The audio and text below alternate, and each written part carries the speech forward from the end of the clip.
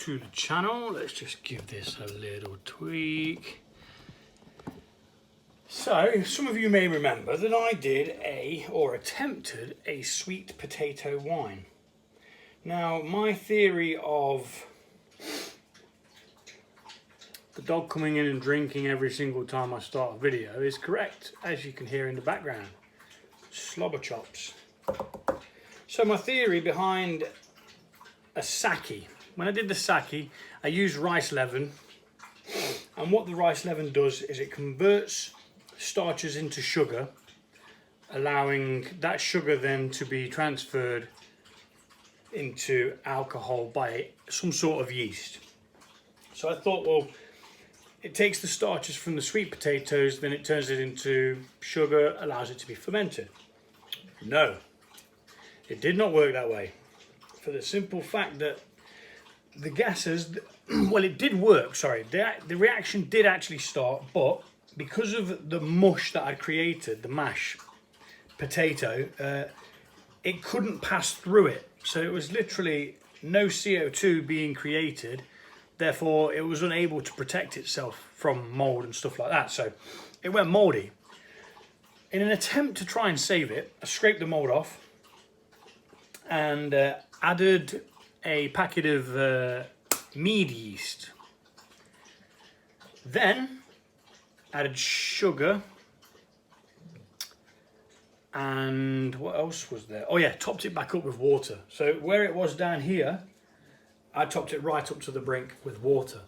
What I'm going to do today is I'm going to go sterilise some kit, which I forgot to do, which is essential to the next part of this, and then we're going to remove this from this, sieving out this layer of yeast and sweet potato, leaving us with just the beverage.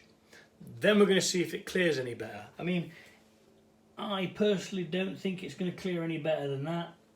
The activity's finished, it's not doing anything, it's not giving us any more activity, so I'm quite certain it's finished, but we don't know. So there's no activity in the airlock anymore, which is the first sign that the fermentation's finished.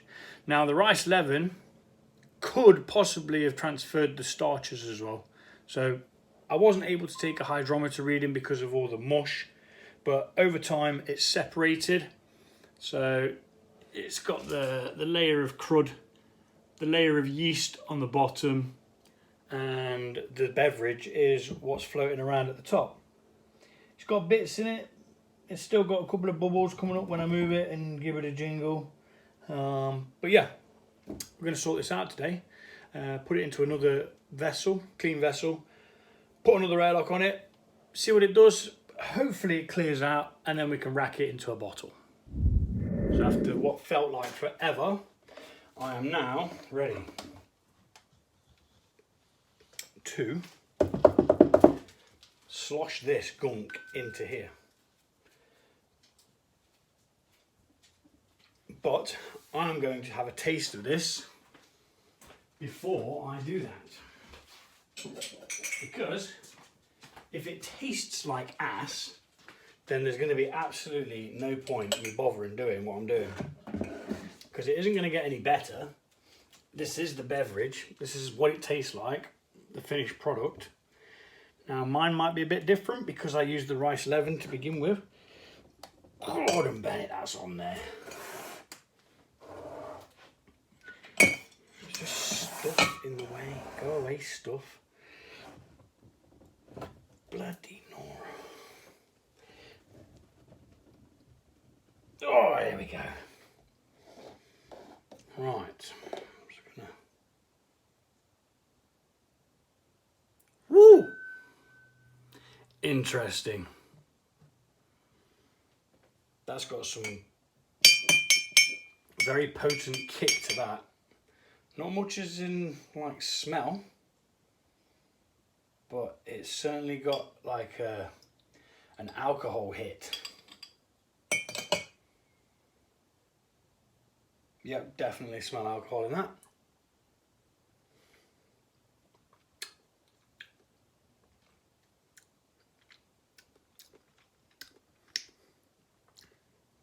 It's tangy, it's sort of sweet,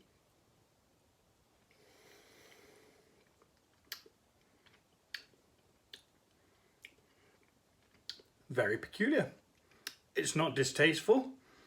I could quite happily drink that.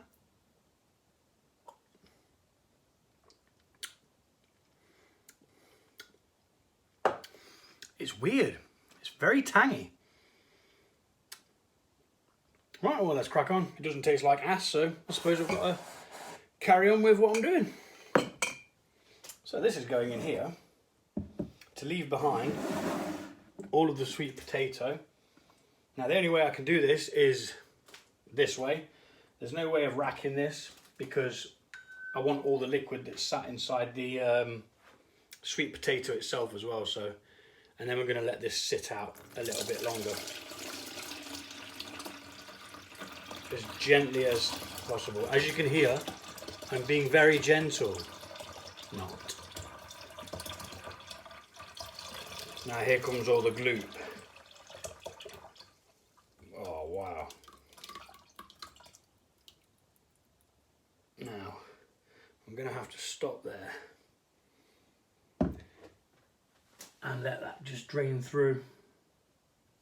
It could take some time, so I'm not going to bore you by sitting here talking. I am just going to let it do its thing, then I'm going to come back, I'm going to add the rest of it to it. Yeah, we could be here some time. Probably didn't think this through as I've got to go pick the kids up very shortly. But hey, you live and learn. I don't even mind leaving this, to be fair, just to drain out slowly but surely.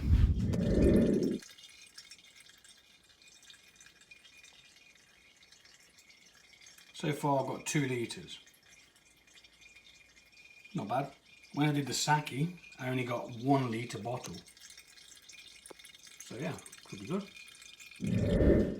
Back again. Right, so I thought I'd try and get something in there to try and like force the liquid from this pulp.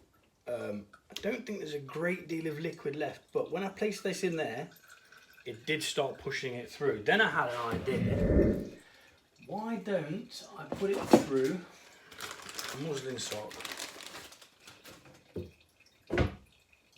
So I'm going to sterilise a muslin sock, just because I can. Then I'm going to put the pulp in there, twist the bag, drain it off that way. This could get messy. But, you know what? If it maximises the yield, I don't mind. Ooh, look at that. Yummy! Smells extremely potent. Where can I put that now? It actually has a smell like some of my stronger meads when they're finished. I'm trying to move away from the stronger meads and trying to do a mead that's a bit more middle range in ABV, so that I don't have to then add more. Ooh. That was very satisfying. That came off in one big glollop. Right, so now how am I going to do this with one flipping hand? Right, let's put that on there for now, and let's pray that I can get this back all like that over the fermenter. This could go wrong. It has the potential to go wrong. Let's do what I want to do with this bit here. Get that in there so that it's drier, less chance, and I can put this whole bag over the fermenter, is the theory behind it.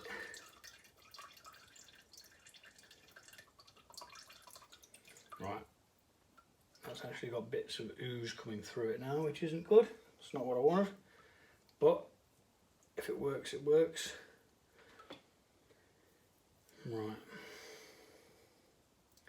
so then let's pop that over the fermenter and then seal it all the way around like so, thus filling the bag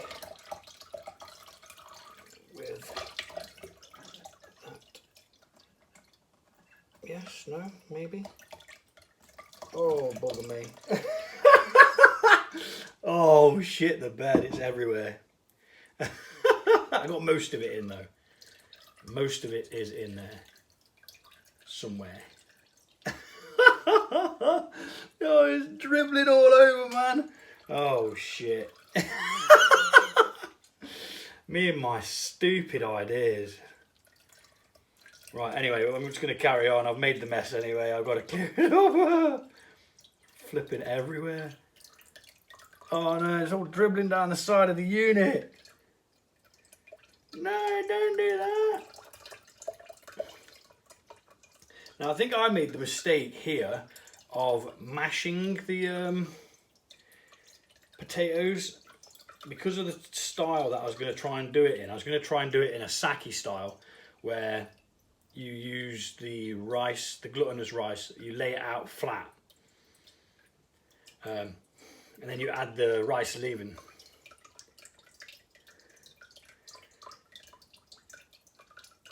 Right, oh. I'm going to call that a day. Because hot diggity dog, I'm covered in it. It's all over this. I need to cover, I need to clean up.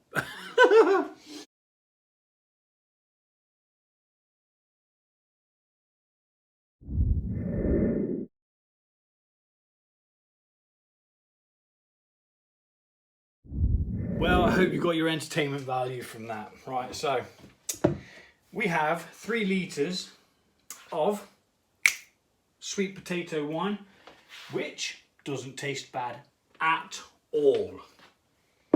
Which I was very surprised about. I had this horrible feeling it was going to taste pretty rank, but it doesn't. It's got a little bit of a sweetness to it, and it tastes good. Now, a lot of the gloop, or some of the gloop, did end up getting back in there, but most of it was contained in there. So now, very gently, I'm going to pour this liquid in here. This is a clean vessel, this one. And then we're going to let it settle out. And then from there we'll rack. Now already there's sediment gathering on the bottom of this jug. So we know that quite a lot of the gloopiness did get in there. And that's your lot. I'm going to waste that little bit there, just so that it's not in there.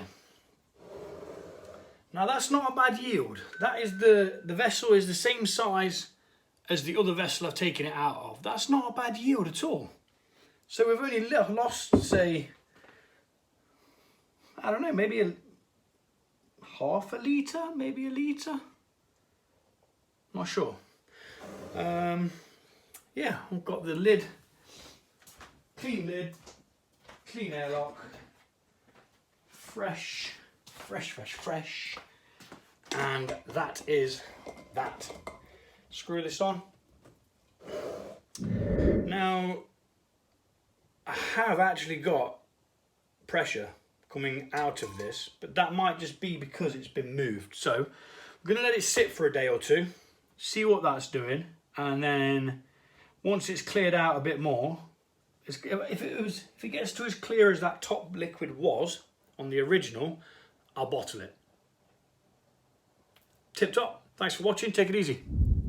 So before I do actually go, if I was going to guess, there you go, it just popped a bubble. So it is still doing something.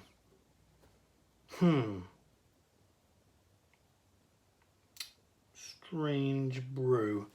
So if I was going to guess an ABV, I'd say between 14 to 16.